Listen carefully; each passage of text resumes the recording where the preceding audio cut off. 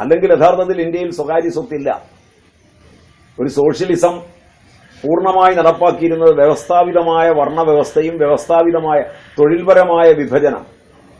അതിൽ തൊഴിൽപരമായ വിഭജനം കൊണ്ട് മാന്യതയ്ക്ക് കുറവില്ല. അവിടെയാണ് ആധ്യാത്മികമായ അംഗീകാരം നടക്കുന്നത്. എപ്പോഴെങ്കിലും തൊഴിൽപരമായ വിഭജനം അംഗീകാരത്തിന് വിരുദ്ധമായി തീരുകയോ അതിന് ആധ്യാത്മികതയെ അതിക്രമിക്കുകയോ ചെയ്താൽ ആ സമയത്തെല്ലാം അവയെ തിരുത്താനുള്ള പുരുഷന്മാർ രംഗപ്രവേശം ചെയ്തിട്ടുണ്ട് ഇന്ത്യയിൽ.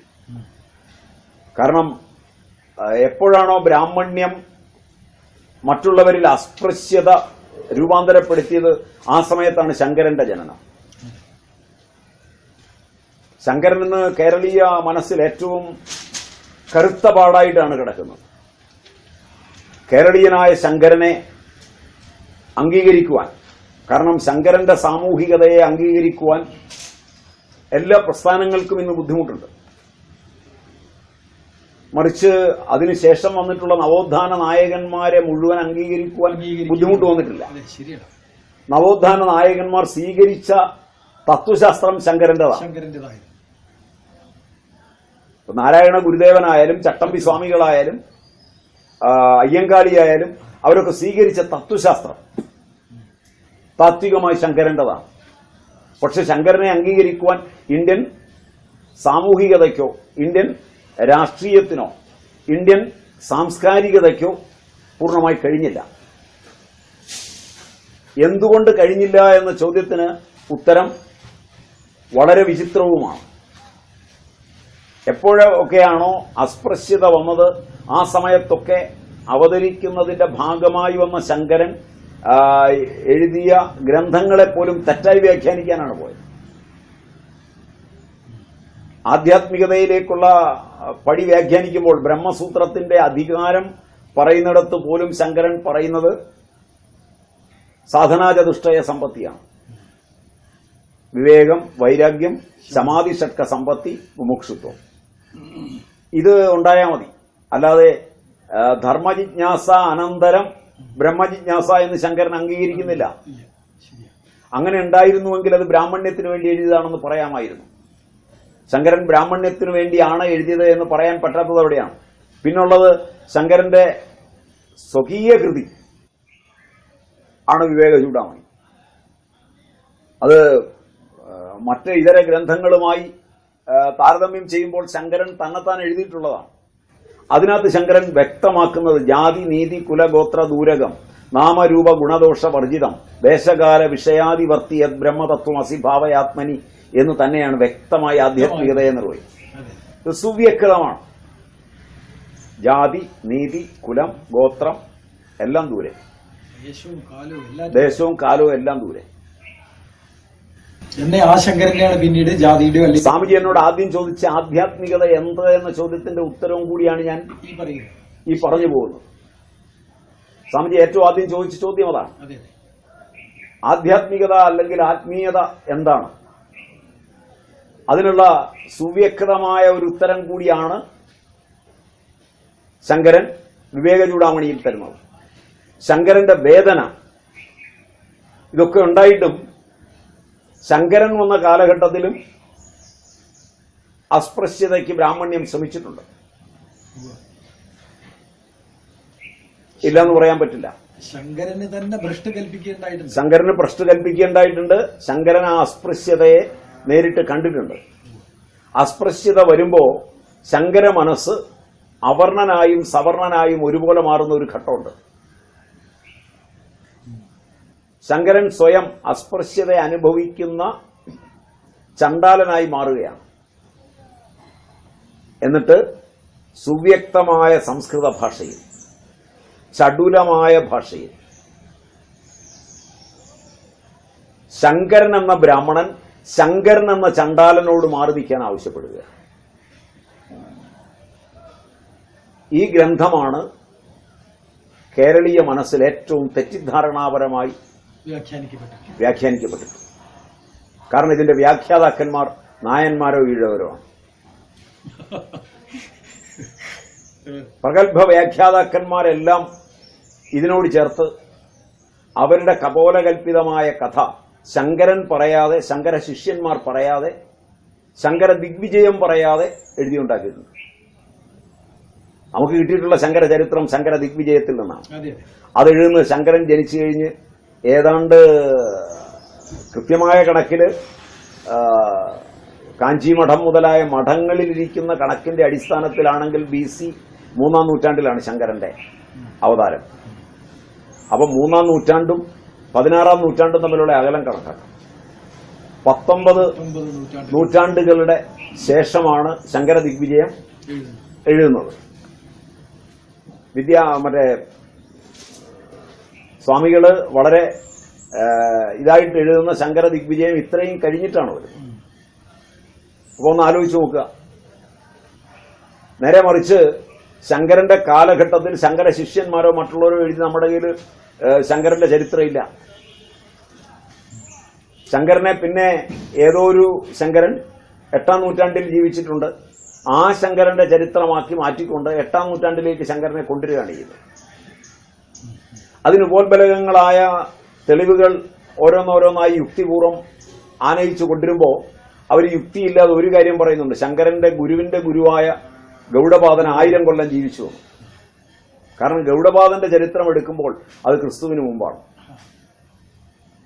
അവ ഗൗഡപാദന്റെ ശിഷ്യനായ ഗോവിന്ദപാദരുടെ ശിഷ്യനാണ് ശങ്കരൻ. ഗോവിന്ദപാദർ എന്ന് പറയുന്നത് ഇന്ത്യൻ ആയുർവേദത്തിലും ഇന്ത്യൻ ആൽക്കമിയിലും അദ്വിതീയനായ വ്യക്തിയായിരുന്നു. ആൽക്കമിയിൽ അദ്ദേഹം ഏറ്റവും പ്രസിദ്ധമായ ഒരു ഗ്രന്ഥം തന്നെ എഴുതിയിട്ടുണ്ട്. അപ്പം അത്രയും അങ്ങനെയുള്ള ഒരു ചരിത്രം കിടക്കുമ്പോൾ ശങ്കരനെ ഇങ്ങോട്ട് കൂട്ടിക്കൊണ്ടുവന്നത് വേറെ താല്പര്യങ്ങൾ സംരക്ഷിക്കുന്നതിനാണ്. അതിലുപരി ശങ്കരൻ എഴുതിയ കൃതിയുടെ പേര് മനീഷ പഞ്ചകമെന്നാണ്. മനീഷ പഞ്ചകത്തില് ശങ്കരൻ സ്വയം ചണ്ഡാലനായി മാറിക്കൊണ്ടാണ്. കാരണം ഒരേ സംസ്കൃതമാണ്, സ്ഫുടമായ സംസ്കൃതത്തിലാണ്. ചണ്ഡാലനോട് മാറാൻ പറയുമ്പോൾ ചണ്ഡാലൻ തിരിച്ച് സംസാരിക്കും. കിം ഗംഗാംബുനി ബിംബിതേംബരമണേ എന്ന് തുടങ്ങുന്ന ശ്ലോകം ഉണ്ടാകണമെങ്കിൽ ശുദ്ധസ്ഫടികമായ സംസ്കൃതത്തിൽ ശങ്കരൻ എന്ന ചണ്ഡാലൻ ചോദിക്കുകയാണ് ശങ്കരൻ എന്ന ബ്രാഹ്മണനോട്, തന്റെ അഹൈതുകമായ കൃപ കൊണ്ട് തന്റെ ജനന സമ്മേളന നഗരിയായ ബ്രാഹ്മണ്യത്തില് തിരുത്തൽ വരുത്തുമാറ് താൻ നമസ്കരിക്കുകയാണ് ഒരു ചണ്ഡാലനെ. ഇത് കണ്ടിട്ടെങ്കിലും ബ്രാഹ്മണ്യമോ ചണ്ഡാലത്വമോ അല്ല, ആധ്യാത്മികമായ ഉയർച്ചയിൽ സത്യം ദർശിച്ചവൻ ആരായാലും ഗുരുവാണ്. അതുകൊണ്ടാണ് അദ്ദേഹം ഓരോ ശ്ലോകവും അവസാനിക്കുമ്പോൾ ചണ്ഡാലോസ്തു സദുദ്ധിജോസ്തു ഗുരുരത്യേഷ മനീഷ മമ, എന്റെ സുവ്യക്തമായ ബുദ്ധി പറയുന്നു. ചണ്ഡാളനാണെങ്കിലും സദുദ്ധിജനാണെങ്കിലും ഈ ഒരു അറിവാർക്ക് കിട്ടിയോ അവൻ ഗുരുവാണ്. ആ ശങ്കരനെയാണ് പിന്നീട് വർണ്ണവെറിയൻ എന്ന് പറഞ്ഞിട്ട് വ്യാഖ്യാനം. അതിന്റെ കാരണം എന്തുകൊണ്ടാണെന്ന് വെച്ച് കഴിഞ്ഞാൽ അവരിതിനൊരു കഥയുണ്ടാക്കി. അതാണ് നായന്മാരും ഈഴവരും ചെയ്തത്. ശങ്കരന്റെ ചരിത്രം എടുത്തുകൊണ്ട് നടത്തിയ സിനിമ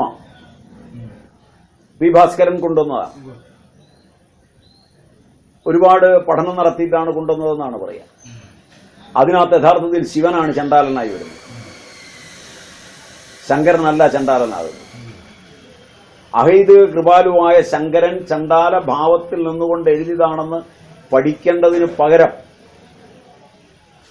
അതിനെ തെറ്റായി വ്യാഖ്യാനിക്കുവാൻ ശിവനും പാർവതിയും തമ്മിലുള്ളൊരു സംഭാഷണം ഉണ്ടാക്കി ശിവനെ ശങ്കരൻ തിരിച്ചറിഞ്ഞില്ല. വന്നിട്ട് പി ഭാസ്കരൻ തിരിച്ചറിഞ്ഞു.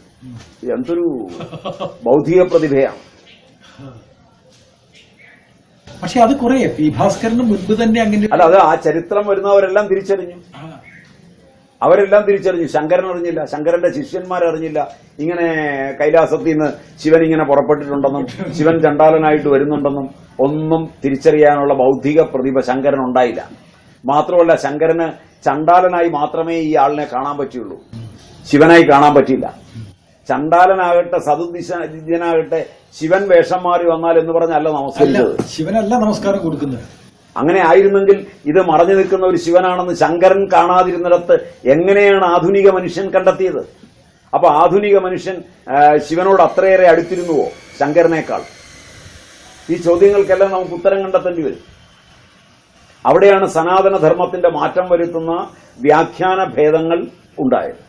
ശിവൻ ചണ്ടാലനായി വന്നുവെന്നും ചണ്ടാലനായ ശിവൻ ശങ്കരനോട് ചോദ്യം ചോദിച്ചുവെന്നും ശങ്കരൻ അതിന് മറുപടി പറഞ്ഞുകൊണ്ട് ചണ്ടാലനെ നമസ്കരിച്ചുവെന്നും അതുകൊണ്ട് ശങ്കരന് ജാതി ഉണ്ടായിരുന്നുവെന്നും ജാതിക്കുശുമ്പ് ഉണ്ടായിരുന്നത് കൊണ്ടാണ് ചണ്ടാലനോട് മാറി നിൽക്കാൻ പറഞ്ഞതെന്നും ശിവന്റെ പരീക്ഷണത്തിന് ശേഷം മാത്രമാണ് ചണ്ടാലൻ എന്ന ബോധം ശങ്കരന് കുറഞ്ഞു വന്നതെന്നും ഒക്കെ വ്യാഖ്യാനം. അല്ല, അങ്ങനെയായിരുന്നെങ്കിൽ ഈ ശ്ലോകങ്ങളിൽ അത് വരുമായിരുന്നില്ലേ? ചെറുതായിട്ട് വന്നില്ല, സ്പർശിക്കുമായിരുന്നില്ല, വന്നില്ല, സ്മരിക്കെങ്കിലും ചെയ്യുമായിരുന്നില്ലേ? ശങ്കരൻ അറിഞ്ഞില്ല. ശങ്കരൻ അത്രയും ബൗദ്ധികത ഉണ്ടായിരുന്നില്ല, ദിവ്യത്വം ഉണ്ടായിരുന്നില്ല, ദിവ്യത്വം ഉണ്ടായിരുന്നില്ല. ശങ്കരന് ശേഷം വന്ന ഒരു തലമുറയ്ക്ക് ദിവ്യത്വം ഉണ്ടായിരുന്നു. ബഹുകേമായില്ലേ? അവിടെയാണ് നമ്മൾ സനാതനധർമ്മത്തെ പ്രത്യേകം ശ്രദ്ധിക്കേണ്ടി വരുന്നത്. അവിടെയാണ് ആധ്യാത്മികതയെ ശ്രദ്ധിക്കേണ്ടി വരുന്നത്. ശങ്കരൻ എന്ത് ആധ്യാത്മികതയാണ് പറഞ്ഞത്? ആധ്യാത്മികത ബ്രാഹ്മണ്യത്തിന്റെ അല്ല, ശാസ്ത്രത്തിന്റെ അല്ല. ആധ്യാത്മികത സർവോപരിയാണ്, അത് സമഗ്രമാണ്. അപ്പോൾ സമഗ്രവും യഥാതഥവുമായ ഒരു ജീവിത രീതി ഉണ്ടാക്കി. അതില് യഥാർത്ഥത്തില് ബ്രാഹ്മണനെന്നോ ക്ഷത്രിയനെന്നോ വൈശ്യനെന്നോ ശൂദ്രനെന്നോ ചണ്ടാലനെന്നോ പറയാൻ പറ്റാത്ത വ്യാസൻ എഴുതിയിട്ടുള്ളതാണ് ബ്രഹ്മസൂത്രം. ശങ്കരന്റെ അല്ല ബ്രഹ്മസൂത്രം. കാണാതിരുന്നിടത്ത് എങ്ങനെയാണ് ആധുനിക മനുഷ്യൻ കണ്ടെത്തിയത്? അപ്പൊ ആധുനിക മനുഷ്യൻ ശിവനോട് അത്രയേറെ അടുത്തിരുന്നുവോ ശങ്കരനേക്കാൾ? ശങ്കരന്റെ അല്ല ബ്രഹ്മസൂത്രം. ബ്രഹ്മസൂത്രത്തിലെ അപശൂദ്ര അധികരണം വ്യാസന്റെയാണ്. ശങ്കരൻ അതിന് ഭാഷ്യം ചമച്ചു എന്ന് മാത്രമേ ഉള്ളൂ.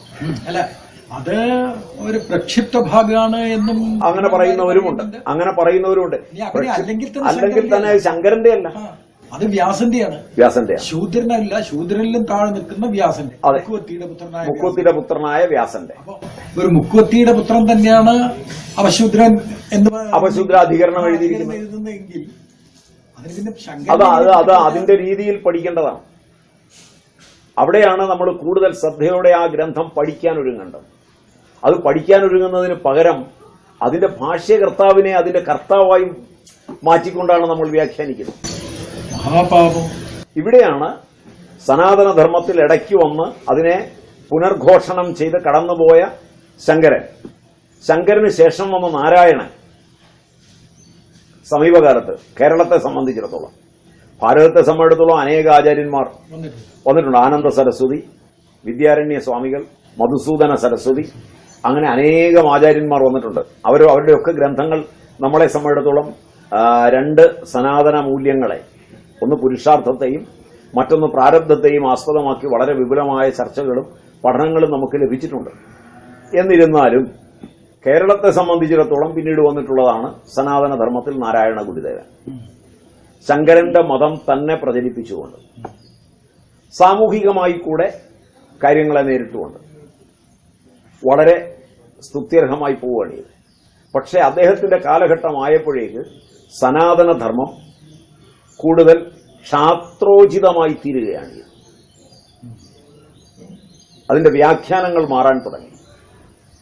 ബ്രാഹ്മണ്യം ഒരു പടപ്പാട്ടെന്ന് മാത്രം പറഞ്ഞിരുന്ന മഹാഭാരത അന്തർഗതമായ ഭഗവത്ഗീത ശ്രദ്ധിക്കാൻ തുടങ്ങി ജനങ്ങൾ. ഏതാണ്ട് ആ കാലഘട്ടത്തിലാണ് ഭഗവത്ഗീത ശ്രദ്ധിക്കാൻ തുടങ്ങി. ആ കാലത്ത് തന്നെ ഭഗവത്ഗീത ശ്രദ്ധിക്കപ്പെട്ടു തുടങ്ങി. പക്ഷെ ശ്രദ്ധിക്കപ്പെട്ടു തുടങ്ങിയ ഭഗവത്ഗീതയെ വ്യാഖ്യാനിക്കുവാൻ ജനങ്ങളുടെ ഇടയിൽ അത് പ്രചരിക്കുന്ന രീതി അർജുനനെ യുദ്ധം ചെയ്യിപ്പിക്കുവാനുള്ള ക്ഷാത്രവീര്യത്തിലേക്ക് കൊണ്ടുപോകുന്നുവെന്ന് മനസ്സിലാക്കിയ നാരായണ ഗുരു ആ പുസ്തകത്തെ മാത്രം വ്യാഖ്യാനിക്കുവാൻ എടുത്തില്ല എന്നുള്ളതും വസ്തുതയാണ്. നാരായണ ഗുരു ചെയ്തത് ഭഗവത്ഗീതയെ ഏറ്റവും ചുരുങ്ങിയ വാക്കുകളിൽ വ്യാഖ്യാനിക്കുകയാണ് ചെയ്തത്. അദ്ദേഹത്തിന്റെ അനുകമ്പാ ദശകത്തിൽ പരമാർത്ഥമുരച്ച് തേർവിടും പൊരുളോ എന്ന് ചോദിച്ച് ഏറ്റവും ചുരുക്കം വാക്കിൽ കൃഷ്ണനെ അവതരിപ്പിച്ചു വിടുക. കൃഷ്ണൻ മഹാഭാരത യുദ്ധക്കളത്തിൽ യുദ്ധമല്ല ഉപദേശിച്ചത്. പരമാർത്ഥമാണ്. സ്വാഭാവികം. തത്വചിന്തയുടെ അങ്ങേയറ്റമായ സനാതന മൂല്യത്തിന്റെ അങ്ങേത്തലയായിരിക്കുന്ന പരമാർത്ഥത്തെ മഹാഭാരത യുദ്ധക്കളത്തിലായിരുന്നിട്ട് പോലും കാലദേശങ്ങൾക്കതീതമായി ഉപദേശിക്കുവാൻ പറ്റിയ ലൗകിക ഗുരുവായി കൃഷ്ണൻ മാറുന്നു എന്നുള്ള സന്ദേശം ഉൾക്കൊള്ളുവാൻ നാരായണ ഗുരുദേവന് കഴിയുകയും അദ്ദേഹം അത് ഏറ്റവും ചുരുങ്ങിയ വാക്കുകളിൽ ഉപദേശിക്കുകയും ചെയ്ത് പിന്മാറുകയാണ്. ഗീതയെ കമ്പോട് കമ്പെടുത്ത് വെച്ച് വ്യാഖ്യാനിക്കാൻ പോവുകയല്ലേ. കാരണം അതിനെ മറ്റൊരു ദിശയിൽ വ്യാഖ്യാനിക്കുന്ന ആളുകളുടെ ഇടയിലേക്ക് തെറ്റായ ഒരു സന്ദേശം കൊടുത്ത് ഒരു കൺഫ്യൂഷൻ ഉണ്ടാക്കണ്ട എന്ന് തീരുമാനിച്ചുകൊണ്ടും, എന്നാൽ എപ്പോഴെങ്കിലും തന്നെ പഠിക്കുവാൻ ആഗ്രഹിക്കുന്ന ഒരു ആളുണ്ടെങ്കിൽ ബൗദ്ധികമായി തന്റെ പഠനങ്ങളോട് ഉയർന്ന ഒരു വ്യക്തി എപ്പോഴെങ്കിലും ജനിക്കുമെങ്കിൽ അയാൾ കാണട്ടെ എന്നുള്ളതുകൊണ്ട് വളരെ വ്യക്തമായ അനുകമ്പാ ദശകത്തിൽ അദ്ദേഹം എഴുതുകയാണ്. ഇത് ഏറ്റവും ശ്രദ്ധേയമാണ്. ബാക്കി എല്ലാ വ്യാഖ്യാനങ്ങളും എടുത്താൽ ഗീതയുദ്ധത്തിനായി മാറുക.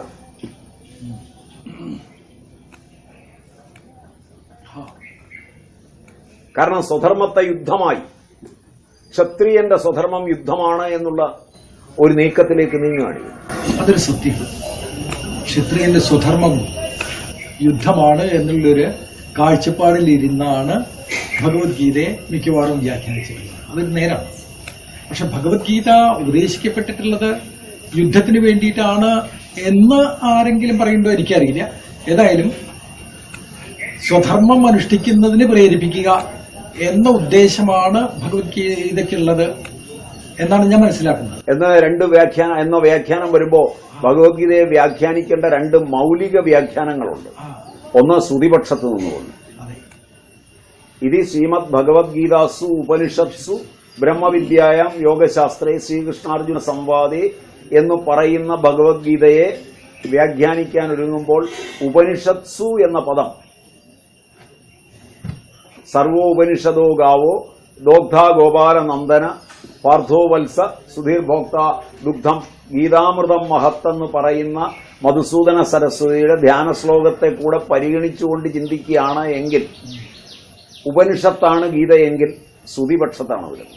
എപ്രയോറി ശ്രുതിപക്ഷത്ത് വരുന്ന ഒന്ന് മാഹിംസ്യത് സർവഭൂതാനി എന്ന വേദനിയമത്തെ നിർദ്ദയം സ്വീകരിക്കേണ്ടതാണ്. അങ്ങനെ വരുമ്പോൾ ശ്രുതിപക്ഷത്ത് നിന്നുകൊണ്ട്, വ്യാസപക്ഷത്ത് നിന്നുകൊണ്ട്, മധുസൂദന സരസ്വതിയുടെ പക്ഷത്ത് നിന്നുകൊണ്ട് ഗീതയ്ക്കൊരു വ്യാഖ്യാനം ഒരാൾ എഴുതുന്നു എങ്കിൽ ഗീതയിൽ യുദ്ധമില്ല, യുദ്ധത്തിന്റെ സന്ദേശങ്ങളുമില്ല. തസ്മാദുത്തിഷ്ഠ കൗന്ദേയ യുദ്ധായ കൃതനിശ്ചയ മുതലായവയെ ശരിയായ അർത്ഥത്തിൽ തിരിച്ചു വ്യാഖ്യാനിക്കേണ്ടി വരും. അവിടെയാണ് 2-ാം അധ്യായം 31-ാം ശ്ലോകം എടുത്ത് നിങ്ങൾ പഠിക്കുകയാണ് എങ്കിൽ യദൃച്ഛ്യാജ ഉപപന്നം യുദ്ധം എന്നാണ് പറഞ്ഞിരിക്കുന്നത്. മഹാഭാരത യുദ്ധം യാദൃച്ഛികമല്ല. അപ്പൊ യാദൃച്ഛികമായ ഒരു യുദ്ധമാണ് യുദ്ധക്കളത്തിൽ നടന്നത് ഭഗവാന്റെ നിർദ്ദേശത്തിൽ, ഭഗവാന്റെ മുമ്പില്. ആ യുദ്ധം അർജുനനുമായിട്ടുള്ള യുദ്ധമാണ്. അതാണ് ഗീതയ്ക്ക് കാരണം. അത് യാദൃച്ഛികമാണ്. പക്ഷെ ഇത് എനിക്ക് തോന്നിയിട്ടുള്ളത് ഈ വ്യാഖ്യാതാക്കള് കാലത്തിന് അനുരൂപമായിക്കൊണ്ടും അങ്ങനെ വ്യാഖ്യാനിച്ചിട്ടുണ്ടോ? അങ്ങനെ വ്യാഖ്യാനിക്കുകയാണെങ്കിലും ശങ്കരപക്ഷത്തു നിന്ന് വ്യാഖ്യാനിക്കാം. അല്ല, ശങ്കരൻ ഭഗവത്ഗീതയെ അടിസ്ഥാനപ്പെടുത്തിക്കൊണ്ട് കാലോചിതമായിട്ടുള്ള ഒരു വ്യാഖ്യാനമാണെങ്കിൽ മാത്രമേ. അങ്ങനെ വരുമ്പോ കാലോചിതം എന്നുള്ളതിലേക്ക് കൊണ്ടുപോകുന്ന സമയത്ത് സനാതന മൂല്യം നഷ്ടപ്പെടാതിരിക്കണം. ഇല്ല, അതിനാണ് സനാതന മൂല്യം നഷ്ടപ്പെടാതിരിക്കാനായിട്ട് ഇതിന്റെ ആധികാരിക ഗ്രന്ഥം എന്ന രീതിയിൽ ശങ്കരഭാഷ്യപ്പെടുന്നുണ്ട്. ആ ശങ്കരഭാഷ്യത്തിന് വലിയ കോട്ടം തട്ടാത്ത രീതിയിൽ കാലോചിതമായിട്ട് പ്രസന്റ് ചെയ്യുക എന്നുള്ളതല്ലേ മറ്റുള്ള. അതെ, അങ്ങനെ കാലോചിതമായി ആചാര്യന്മാർ പ്രസന്റ് ചെയ്ത് അതിന് പ്രശസ്തി ഉണ്ടാക്കുന്ന സമയത്ത് ഹിന്ദുവിന്റെ മൂല്യം വർദ്ധിപ്പിക്കുവാൻ, സനാതനധർമ്മത്തിന്റെ മൂല്യം വർദ്ധിപ്പിക്കുവാൻ അഹിംസ, അസ്തേയം മുതലായവയിലേക്ക് പോയാൽ വരുന്ന ഒരു നഷ്ടം മുന്നിൽ കണ്ടുകൊണ്ട് അല്പം ഹിംസയാകാം. അതായത് അഹിംസ പരമോ ധർമ്മ, ധർമ്മഹിംസ തഥൈവച എന്ന് ഒരു പുതിയ തലം അവർ രൂപപ്പെടുത്തിയെടുക്കുക. ഹിംസയ്ക്ക് ധാർമ്മികമായ ഇതുണ്ടെങ്കിൽ ഹിംസയാകാം. അപ്പോൾ ആ ഹിംസ അനിവാര്യമാണ്, അത് ചെയ്തേ തീരൂ എന്നുള്ള ഒരു മൂല്യത്തിൽ നിന്നുകൊണ്ട് വ്യാഖ്യാനിക്കുകയാണിത്. ഈ മൂല്യത്തിൽ നിന്നുകൊണ്ട് ഭഗവത്ഗീതയെ വ്യാഖ്യാനിക്കുക എന്ന് പറയുന്നത് വരുമ്പോൾ ഇതുതന്നെയാണ് ഇസ്ലാമിക ഫണ്ടമെന്റലിസ്റ്റുകളും ചെയ്തത്. അല്ല, ഇസ്ലാമിക ഫണ്ടമെന്റലിസ്റ്റുകളുടെ കാഴ്ചപ്പാടും ഇതും തമ്മിൽ നമുക്ക് ഒരുപോലെ കാണാൻ പറ്റും. എങ്ങനെയെന്ന് ചോദിച്ചാൽ അത് പറഞ്ഞുതരാം. എങ്ങനെയെന്നുള്ളത് നമുക്കൊന്ന് വ്യാഖ്യാനിച്ചിട്ട് മുന്നോട്ട് പോകാം. അവര് പറയുന്നതും കാരണം എന്താണെന്ന് വെച്ചാൽ, നിങ്ങൾ നിസ്കരിച്ചും നിങ്ങൾ ജീവിതം കളഞ്ഞും വയസ്സായി ഏന്തിയും വലിഞ്ഞും വലിച്ചു ജീവിച്ച് മരിച്ച് കബറിൽ കിടന്ന് കാത്തിരുന്ന് മലാക്കുകൾ പോയി കഴിഞ്ഞ് അവസാനം നിങ്ങൾക്ക് മോക്ഷത്തിലേക്ക് പോകാം. അതിനാണ് ഈ വിധിയും നിയമവും എല്ലാം ഉള്ളത്. എന്തിന് നിങ്ങൾ ഇതിന് കാത്തിരിക്കണം? നിങ്ങൾ ഷഹദാകുക, അതായത് പടച്ചോന്റെ പടയാളിയാകുക. നിങ്ങൾ പോയി എല്ലാ കാഫറിന്റെയും തലയെരിയുക. നിങ്ങൾ എത്ര പേരെ കൊല്ലുന്നുവോ അത്ര കണ്ട് പെട്ടെന്ന് നിങ്ങൾക്ക് ഡയറക്റ്റായിട്ട് റിക്രൂട്ട്മെന്റ് സ്വർഗത്തിലേക്ക് കിട്ടും. നിങ്ങൾക്ക് ഡയറക്റ്റായിട്ട് സ്വർഗമാണ് കിട്ടേണ്ടത്. ഈ യുദ്ധം സ്വർഗമാണ്, സ്വർഗീയമാണ്. 2-ാം അധ്യായത്തിലെ ശ്ലോകം ഉദ്ധരിച്ചുകൊണ്ട് ഈ യുദ്ധം സ്വർഗീയമാണ്, നീ യുദ്ധം ചെയ്യുക. പക്ഷേ അവിടെ ആ യുദ്ധം ചെയ്യുക എന്നുള്ള അർജുനനോട് പറഞ്ഞ സ്വധർമ്മത്തെ നീ ഇന്ന് ചെയ്യുന്ന നിന്റേതായിരിക്കുന്ന വാസനയ്ക്കനുസരിച്ചുള്ളത് സ്വധർമ്മമാണെന്നായിരിക്കാം ഭാരതീയ ആചാര്യന്മാർ പഠിപ്പിക്കുന്നത്. അതിലെനിക്ക് എതിരഭിപ്രായമില്ല. പക്ഷേ അതിന്റെ ശബ്ദം കേൾക്കുന്നത് ഇന്ത്യയിലെ മുഴുവൻ ഹിന്ദുവിനെയും ക്ഷാത്രവീര്യത്തിലേക്ക് കൊണ്ടുവന്നുകൊണ്ടാണ് അതിന്റെ ശബ്ദം വരുന്നത്. അവിടെയാണ് രണ്ടും തമ്മിൽ താരതമ്യം ചെയ്യേണ്ടത്. നേരെ മറിച്ച് ആ പഠിപ്പിക്കുമ്പോൾ ഇത് ക്ഷത്രിയനായ അർജുനനോട് പറഞ്ഞതാണ്, നിങ്ങൾ ക്ഷത്രിയരല്ല, നിങ്ങൾ നിങ്ങളുടെ സ്വധർമ്മമാണ് നടത്തേണ്ടത് എന്ന് പറഞ്ഞാൽ, നീ കേൾക്കുന്ന നീ ബ്രാഹ്മണനാണ്, നീ ബ്രാഹ്മണ്യത്തിന്റെ സ്വധർമ്മമാണ് ചെയ്യേണ്ടത്. നീ വൈശ്യനാണ്, വൈശ്യത്തിന്റെ സ്വധർമ്മമാണ് ചെയ്യേണ്ടത്. നീ ശൂദ്രനാണ്, ശൂദ്രന്റെ സ്വധർമ്മമാണ് ചെയ്യേണ്ടത് എന്നല്ല പറയുന്നത്. എല്ലാ ശൂദ്രനെയും കൂടെ ക്ഷാത്രവീര്യത്തിലേക്ക് ഉയർത്തിക്കൊണ്ട് ഇന്നലെ വരെ ഏതെല്ലാം മത്സര രംഗത്താണോ ശൂദ്രൻ നിന്നത്, ആ മാത്സര്യങ്ങളോടുകൂടി, അത് ആ മതമാത്സര്യാദികളോടുകൂടി പൂർണ്ണമായും ക്ഷാത്രവീര്യത്തിലേക്ക് വന്ന് ഹിംസാത്മകമായി തീരുക, എല്ലാ ബ്രാഹ്മണനും അതിലേക്ക് വരിക എന്ന് പറഞ്ഞാൽ ഭാരതീയ ഹിന്ദു ജനത മുഴുവൻ പൂർണ്ണമായി അങ്ങോട്ട് വരിക എന്ന ഉദ്ദേശം പഠിപ്പിക്കുന്ന ആചാര്യൻ ഉണ്ടോ ഇല്ലയോ എന്നറിയില്ല. അതിന്റെ ശബ്ദം ഏതായാലും തിരിച്ചറിയുന്നതും കേൾക്കുന്നതും ആ രൂപത്തിലാകുമ്പോഴാണ് മതങ്ങളുടെ വൈരം വളരെ കൂടുതലായി തീരുന്നത്. പക്ഷെ എനിക്ക് തോന്നിയിട്ടില്ല സ്വാമിജി പറയുന്ന കാര്യത്തെ ഞാൻ നിഷേധിക്കാനായിട്ട് പറയല്ല. ഞാൻ വായിച്ചിടത്തോളം വ്യാഖ്യാനങ്ങളിലും സമ്മതമാണ് എനിക്ക്.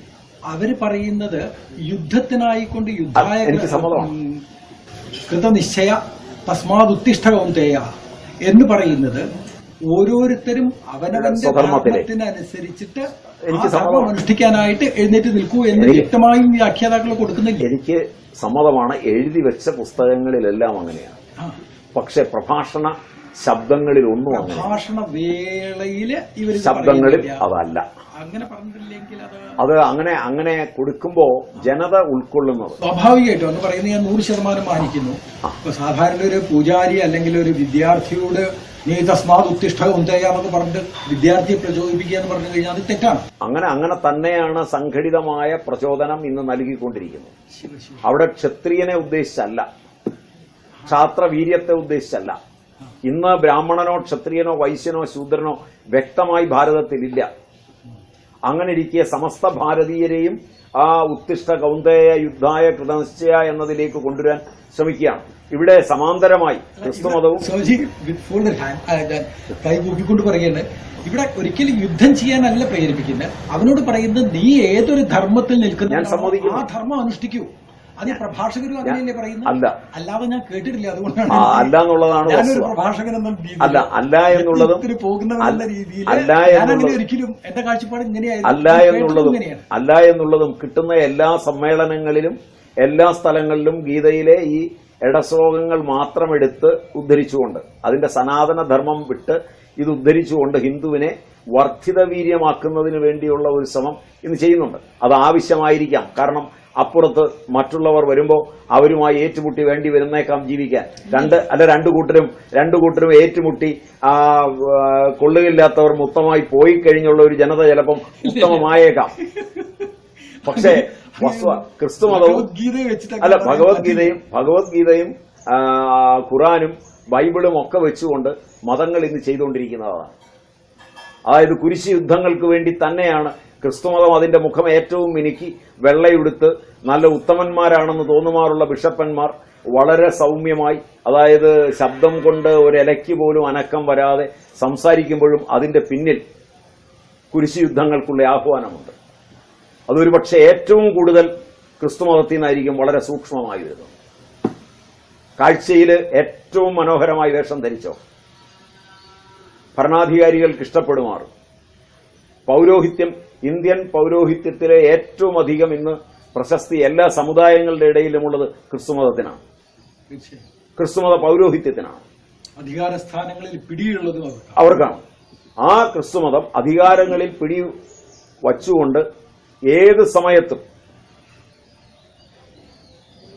ഈ സൗമ്യതയ്ക്കെല്ലാം അപ്പുറം ഒരു സമയത്ത് സാമ്രാട്ട് അശോകൻ പറഞ്ഞതുപോലെ കലിംഗ യുദ്ധത്തിന് ശേഷം അഹിംസയിലേക്ക് വന്ന അശോകൻ ഒരിക്കൽ ഭീഷണമായി എതിരാളിയോട് പറയേണ്ടി വന്നിട്ടുണ്ട്, അശോകന്റെ വാൾ ഇപ്പോഴും ഉറയിലുണ്ട്.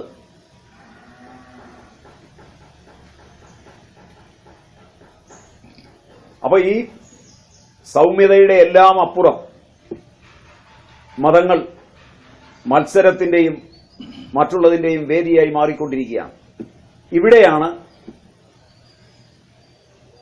സമഗ്രമായ ഒരു തിരുത്തലോ തിരിച്ചുപോക്കോ ഇന്ത്യൻ ജനതയ്ക്ക് ആവശ്യമായി വരുന്നു. സ്വാഭാവികമായി മതത്തിന്റെ മർക്കടമുഷ്ടിയിൽ നിന്നും അതിന്റെ അന്ധതയിൽ നിന്നും മുക്തമാവേണ്ട സമയം വളരെ വൈകിയിട്ടുണ്ട്. മതം മാത്രമല്ല, ജനാധിപത്യത്തെ സംബന്ധിച്ചിടത്തോളം ഇന്ത്യൻ രാഷ്ട്രീയം ഒരു ദർശനവും പഠിച്ചിട്ട് ആ ദർശനം വെച്ചുകൊണ്ടല്ല ഇന്ത്യൻ രാഷ്ട്രീയം ഇന്ന് പോകുന്നത്. ഒരു മൂല്യത്തിൽ ഉറച്ചുകൊണ്ടല്ല, ഏത് ദർശനത്തിനും അതിൻ്റെതായ ഒരു മൂല്യമുണ്ടാവും. ഒരു ദർശനത്തെയും പിടിച്ചല്ല ഇന്ത്യൻ പൊളിറ്റിക്സ് ഇന്ന് പോകുന്നത്. എല്ലായിടത്തും അഡ്ജസ്റ്റ്മെന്റുകളാണ്. ഏത് ഭരണാധികാരിക്കും അഡ്ജസ്റ്റ്മെന്റ് ഇല്ലാതെ ഭരിക്കാനാവില്ല.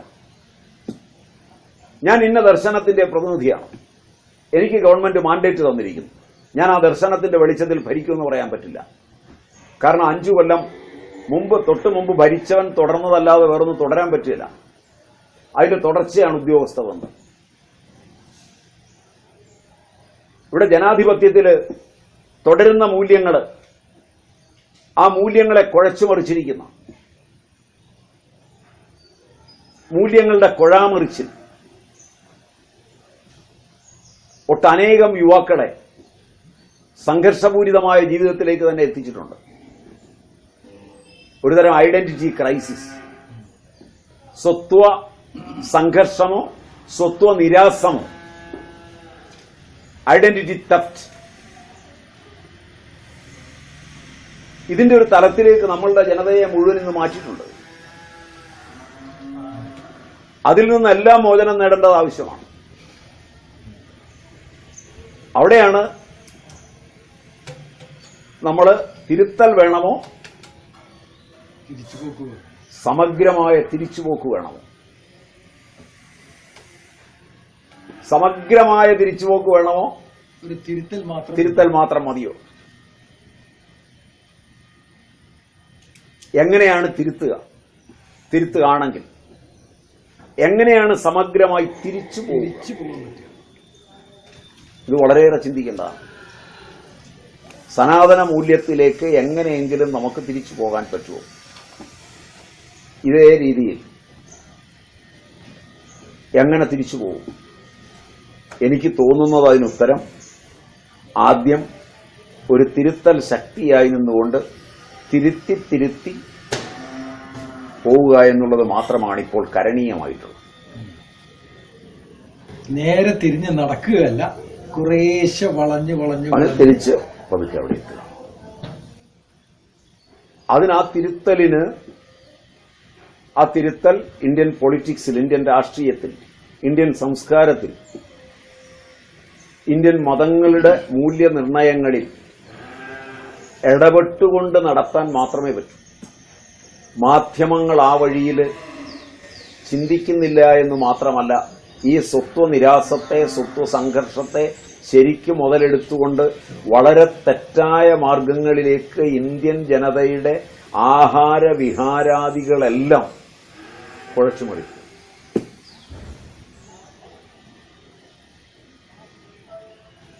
മാധ്യമങ്ങൾക്ക് വാർത്ത കിട്ടുന്നത് അവിടെയാണ്.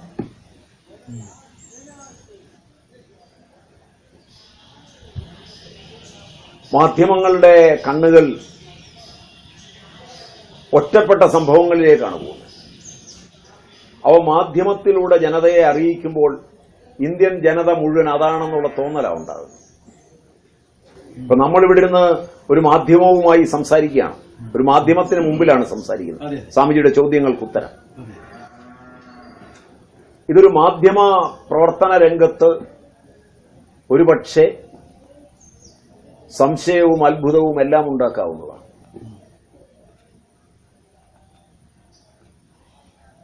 കാരണം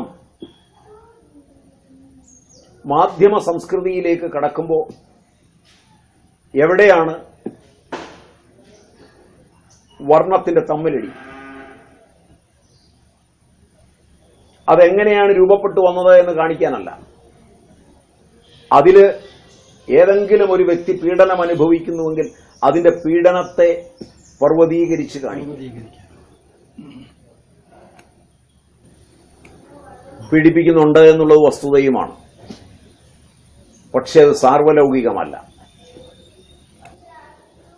അതിനെ അവിടെ വെച്ച് തടയാൻ ഭരണാധികാരിക്ക് കഴിയുമാറ് മാധ്യമങ്ങൾ ഇടപെട്ടാൽ മതിയായിരുന്നു. ഒരിക്കലും അത് നിർത്തലാക്കാൻ വേണ്ടിയല്ല മാധ്യമം ഇടപെടുന്നത്.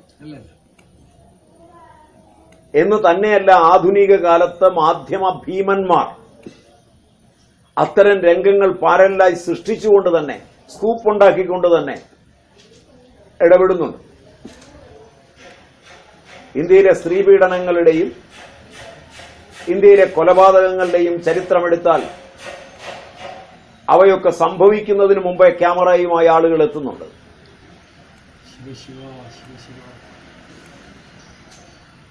ഇത് ചുമ്മാ എത്താൻ പറ്റുമോ? ക്യാമറയിൽ ആ രക്തം ഉണങ്ങാതെ കാണുന്നുണ്ടെങ്കിൽ അതിനടുത്ത് അവനുണ്ടായിരുന്നു എന്നുള്ളത് തീർച്ചയാണ്. അതിവൻ ആസൂത്രണം ചെയ്തതാണെന്ന് കണ്ടുപിടിക്കാൻ ബുദ്ധിമുട്ടൊന്നുമില്ല.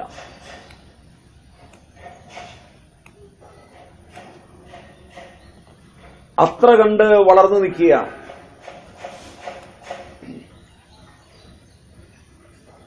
അപ്പൊ സനാതന മൂല്യങ്ങളെ മാധ്യമരംഗത്തേക്ക്, സനാതന മൂല്യങ്ങളെ ഭരണരംഗത്തേക്ക്, സനാതന മൂല്യങ്ങളെ, സനാതന മൂല്യമെന്ന് പറയുമ്പോൾ അതൊരു മതത്തിന്റെയുമല്ല.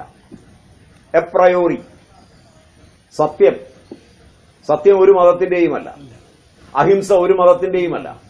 അസ്തേയം ഒരു മതത്തിന്റെയുമല്ല. ബ്രഹ്മചര്യം ഒരു മതത്തിന്റെയുമല്ല. അപരിഗ്രഹം ഒരു മതത്തിന്റെയുമല്ല. അപ്പൊ ഈ മൂല്യങ്ങളെല്ലാം മത അതീതമായി ജനങ്ങളുടെ ഇടയിൽ പ്രചരിക്കുക എന്നുള്ള രീതിയിൽ ഒരിടപെടൽ സാംസ്കാരികമായി ഉണ്ടായാൽ ഒരു തിരുത്തലുണ്ട്.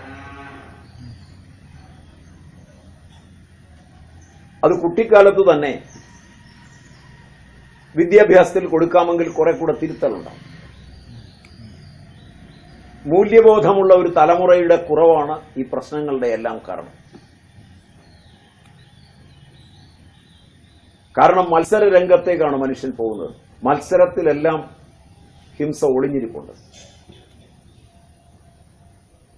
ഇപ്പൊ ഞാനാണെങ്കിൽ പോലും നാളെ രാവിലെ ഒരു ഭഗവത്ഗീത ചൊല്ലൽ മത്സരം, നേരെ മറിച്ച് കുട്ടികളെ വിളിച്ചിട്ട് നിങ്ങൾ നന്നായിട്ട് ഭഗവത്ഗീത ചൊല്ലുക, എല്ലാവർക്കും എന്തെങ്കിലും കൊടുക്കുക, അങ്ങനെയല്ല, മത്സരമാണ് വെക്കുന്നത്. അപ്പോൾ ഏത് ആധ്യാത്മിക രംഗമെടുക്കുമ്പോൾ പോലും അതിൽ ഹിംസ അറിയാതെ കടന്നുകൂടുന്നു. ഒരു മത്സരബുദ്ധി ഉണ്ടാക്കണം. മത്സരബുദ്ധിയിൽ മറ്റവനെ നേരിടണം എന്നുള്ള ബോധമുണ്ടാകുന്നുണ്ട്. ആ ബോധമാണ് ഈ പ്രശ്നങ്ങളുടെ തുടക്കം. ഇത് സ്വാമിജിക്ക് കുറെ കൂടെ നന്നായി അറിയാമെന്ന് എനിക്ക് തോന്നുന്നു. തീർച്ചയായും ഞാനത് മനസ്സിലാക്കുന്നു. സ്വാമിജി കാരണം വെച്ചാൽ ആ രംഗത്ത് എന്നെക്കാൾ കൂടുതൽ പരിചയസമ്പന്നനാണ്. ഞാൻ പറയുമ്പോൾ എനിക്ക് അത് പരിചയമുണ്ടായിട്ട് മാത്രം പറയുകയല്ല, ഞാൻ അതിന് വെളിയിൽ നിന്നുകൊണ്ട് അതിനെ നോക്കിക്കണ്ട് പറയുകയാണ്. കാരണം മത്സരിപ്പിക്കുമ്പോൾ അച്ഛൻ രംഗത്ത് വരും, അമ്മ രംഗത്ത് വരും. എന്റെ കുട്ടിക്ക് മത്സരത്തിൽ 1ാം സ്ഥാനം കിട്ടണം. ജഡ്ജ് രംഗത്ത് വരും. സ്വാമിജിക്ക് അനുഭവമുള്ളതാണ്. അപ്പോ അറിയാതെ ചെറിയ ചെറിയ ഹിംസയുടെ ഇടപാടുകൾ, അവിടെ ഒരു പ്രാർത്ഥന ഉണ്ടാവും, മറ്റേ കുട്ടിയുടെ ശബ്ദം മോശമായി പോണേ, മറ്റേ കുട്ടി ഇന്ന് പങ്കെടുക്കാതിരിക്കണേ, കാരണം എന്റെ കുട്ടിക്ക് മത്സരത്തിൽ കിട്ടണം, അതിനേക്കാൾ മിടുക്കി മറ്റവളാണ്. ജഡ്ജി എന്റെ കുട്ടിക്ക് അനുകൂലമായി പറയണേ, ആ ബ്രഹ്മചാരി അല്ലെങ്കിൽ ആ സ്വാമി എന്നോട് കരുണ കാണിച്ചു കഴിഞ്ഞാൽ എന്റെ കുട്ടിക്കായിരിക്കും മത്സരത്തിൽ കിട്ടുക. ഇങ്ങനൊരു തലം യഥാർത്ഥത്തിൽ ഇല്ലേ? ആ തലത്തിൽ നിന്നാണ് നമ്മൾ അടുത്ത തലത്തിലേക്ക് കിടക്കേണ്ടത്.